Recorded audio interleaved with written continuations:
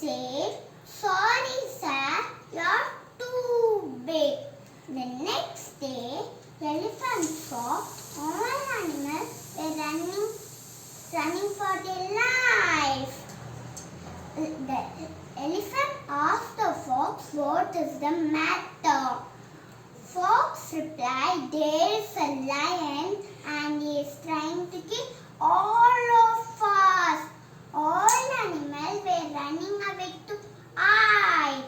Meanwhile, the lion kept eating up whoever it could find.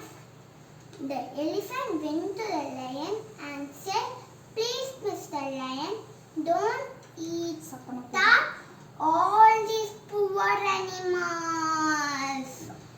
Lion replied, "Mind your own business." The elephant had no choice but to give the lion a hefty kick.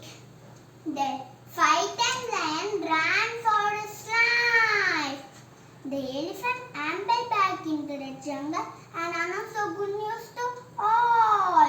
All animals thanked him and said, "You're the just right size to be our friend." Moral of the story is, a friend in need is a friend indeed. Thank you all.